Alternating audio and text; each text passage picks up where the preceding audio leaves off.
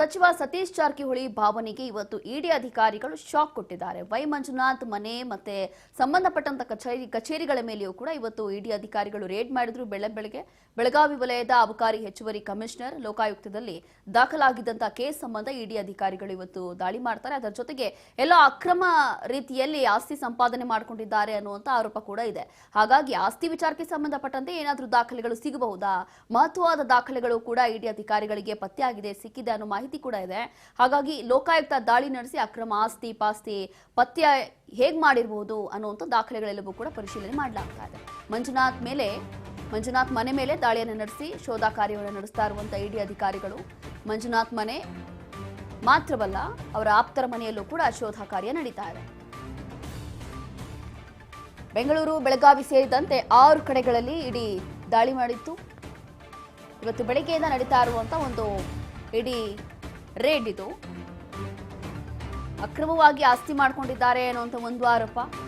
ಹಾಗಾಗಿ ಇಡಿ ಅಧಿಕಾರಿಗಳು ಇವತ್ತು ಬೆಳ್ಳಂಬೆಳಗ್ಗೆ ಅವರಿಗೆ ಶಾಕ್ ಕೊಟ್ಟು ಬೆಂಗಳೂರು ಇರ್ಬೋದು ಅಥವಾ ಬೇರೆ ಬೇರೆ ಕಡೆ ಬೇರೆ ಬೇರೆ ಭಾಗದಲ್ಲೂ ಕೂಡ ಅವರ ಮನೆಗಳು, ಅವರ ಜೊತೆಗೆ ಅವರ ಆಪ್ತರ, ಅವರ ಸ್ನೇಹಿತರ ಮನೆ, ಅವರ ಕುಟುಂಬಸ್ಥರ ಮನೆ ಅಥವಾ ಅವ್ರಿಗೆ ಸಂಬಂಧಪಟ್ಟಂತ ಕಚೇರಿ ಎಲ್ಲ ಭಾಗಗಳಲ್ಲೂ ಕೂಡ ಇವತ್ತು ಇಡಿ ಅಧಿಕಾರಿಗಳು ರೇಡ್ ಮಾಡಿದ್ದಾರೆ. ರೇಡ್ ಮಾಡಿ ಆಸ್ತಿ ವಿಚಾರಕ್ಕೆ ಸಂಬಂಧಪಟ್ಟಂತೆ ಏನಾದರೂ ದಾಖಲೆಗಳು ಪತ್ತೆ ಆಗ್ಬೋದಾ ಅಥವಾ ಹಣ, ಕ್ಯಾಶ್ ಏನಾದರೂ, ನಗದೇನಾದರೂ ಪತ್ತೆ ಆಗ್ಬೋದಾ, ಹೀಗೆ ಇದೆಲ್ಲವೂ ಕೂಡ ದಾಖಲೆಗಳನ್ನ ಕಲೆ ಹಾಕ್ತಾ ಇದ್ದಾರೆ. ಈ ಸಂದರ್ಭದಲ್ಲಿ ಮಹತ್ವವಾದಂತಹ ದಾಖಲೆಗಳು ಕೂಡ ಪತ್ತೆಯಾಗಿದೆ. ಅದನ್ನು ತಗೊಂಡು ಹೋಗಿದ್ದಾರೆ ಇಡಿ ಅಧಿಕಾರಿಗಳು ಅನ್ನೋ ಮಾಹಿತಿ ಇದೆ.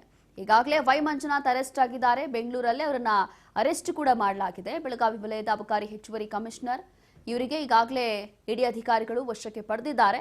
ವಶಕ್ಕೆ ಪಡೆದು ಹೆಚ್ಚಿನ ವಿಚಾರಣೆಯನ್ನು ನಡೆಸ್ತಾ ಇದ್ದಾರೆ. ಅದಕ್ಕೂ ಮುನ್ನ ಇಡಿ ಅಧಿಕಾರಿಗಳು ಈ ರೀತಿಯಾಗಿ ಅಕ್ರಮವಾಗಿ ಆಸ್ತಿ ಮಾಡಿಕೊಂಡಿದ್ದಾರೆ ಅನ್ನುವಂಥ ಆರೋಪದ ಮೇರೆಗೆ ಈ ಒಂದು ದಾಳಿಯನ್ನ ಮಾಡಿದ್ರು. ಮೈಸೂರು ಅಬಕಾರಿ ಡಿಸಿ ಆಗಿದ್ರು. ಈ ಒಂದು ರೇಡ್ ನಡೀತಾ ಇತ್ತು. 2013ರಲ್ಲಿ ಮೈಸೂರು ಅಬಕಾರಿ ಡಿಸಿ ಆಗಿದ್ದಂತಹ ಮಂಜುನಾಥ್ ಲೈಸೆನ್ಸ್ಗಳ ರಿನ್ಯೂವಲ್ನಲ್ಲಿ ಅಕ್ರಮ ಹಣ ಸಂಪಾದನೆ ಮಾಡಿದ್ದಾರೆ ಅನ್ನುವಂಥ ಆರೋಪ.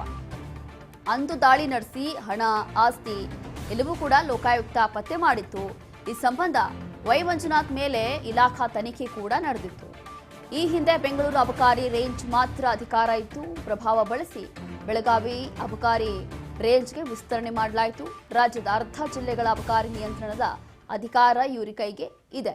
ಅಕ್ರಮ ಆಸ್ತಿ ಸಂಬಂಧ ದಾಳಿಯನ್ನ ನಡೆಸಿ ದಾಖಲಾತಿಗಳ ಪರಿಶೀಲನೆ ಈಗ ಇಡಿ ಅಧಿಕಾರಿಗಳು ಹೀಗೆ ಮಾಡ್ತಾ ಇದ್ದಾರೆ. ಇಂಥ ಒಂದು ಒಳ್ಳೆಯ ಹುದ್ದೆಯಲ್ಲಿದ್ದರೂ ಕೂಡ ಅಥವಾ ಇಂಥ ಒಂದು ಸ್ಥಾನದಲ್ಲಿದ್ದು ಇಷ್ಟು ಒಳ್ಳೆಯ ಜವಾಬ್ದಾರಿ ಅವರಿಗೆ ಕೊಟ್ಟಿದ್ರು ಕೂಡ ಇಲ್ಲೆಲ್ಲೋ ಒಂದು ರೀತಿಯಾಗಿ ಅಕ್ರಮವಾಗಿ ಅವರು ಆಸ್ತಿ ಮಾಡಿಕೊಂಡಿದ್ದಾರೆ ಅನ್ನುವಂಥ ಆರೋಪ. ತುಮಕೂರು ಅಬಕಾರಿ ಎಸ್ಪಿ ಸತೀಶ್ ಕಾಗಲಿ ಮೇಲೆ ಇಡಿ ಈಗ ದಾಳಿ ಮಾಡ್ತಾರೆ. 1 ತಿಂಗಳ ಹಿಂದೆ ತುಮಕೂರಿಗೆ ಬಂದಿರುವಂತಹ ಸತೀಶ್ ಕಾಗಲಿ ಬೆಳಗಾವಿಯಿಂದ ತುಮಕೂರಿಗೆ ವರ್ಗಾವಣೆಯಾಗಿ ಬಂದಿದ್ರು. ತುಮಕೂರು ಅಬಕಾರಿ ಎಸ್ಪಿ ಸತೀಶ್ ಕಾಗಲಿಗೂ ಕೂಡ ಈಗ ಇಡಿ ಶಾಕ್ ಕೊಟ್ಟಿದ್ದಾರೆ. ಒಂದು ಕಡೆ ವೈ ಮಂಜುನಾಥ್, ಮತ್ತೊಂದು ಕಡೆ ಈಗ ಸತೀಶ್ ಕಾಗಲಿಗೂ ಕೂಡ ಇಡಿ ಅಧಿಕಾರಿಗಳು ಶಾಕ್ ಕೊಟ್ಟಿದ್ದಾರೆ. ತುಮಕೂರಿನ ಶಿರಾ ಗೇಟ್ ಬಳಿ ಇರುವಂತಹ ಡಿಪೋದಲ್ಲಿ ಶೋಧ ಕಾರ್ಯ ನಡೀತಾ ಇದೆಯಂತೆ. ಇವರ ಮೇಲೆ ಅದು ಯಾವ ರೀತಿಯ ಆದಂತಹ ಆರೋಪಗಳಿದೆಯೋ ಏನೋ ಗೊತ್ತಿಲ್ಲ. ಬಟ್ ಸದ್ಯಕ್ಕೆ ಈಗ ಇಡಿ ಅಧಿಕಾರಿಗಳು ಈ ರೀತಿಯಾಗಿ ರೇಡ್ ಮಾಡಿ 1 ತಿಂಗಳ ಹಿಂದೆ ಅಷ್ಟೇ ತುಮಕೂರಿಗೆ ಸತೀಶ್ ಕಾಗಲಿ ಶಿಫ್ಟ್ ಆಗಿರ್ತಾರೆ. ಬೆಳಗಾವಿಯಿಂದ ತುಮಕೂರಿಗೆ ಬಂದಿದ್ರು, ಟ್ರಾನ್ಸ್ಫರ್ ಆಗಿದ್ರು. ಬೆಳಗಾವಿಯಿಂದ ತುಮಕೂರಿಗೆ ಅವರು ಟ್ರಾನ್ಸ್ಫರ್ ಆಗಿ ಅಲ್ಲೇ ಇದ್ರು. ಈಗ ತುಮಕೂರು ಅಬಕಾರಿ ಎಸ್ಪಿ ಸತೀಶ್ ಕಾಗಲಿಗೂ ಕೂಡ ಇಡಿ ಅಧಿಕಾರಿಗಳು ಶಾಕ್ ಕೊಟ್ಟಿದ್ದಾರೆ.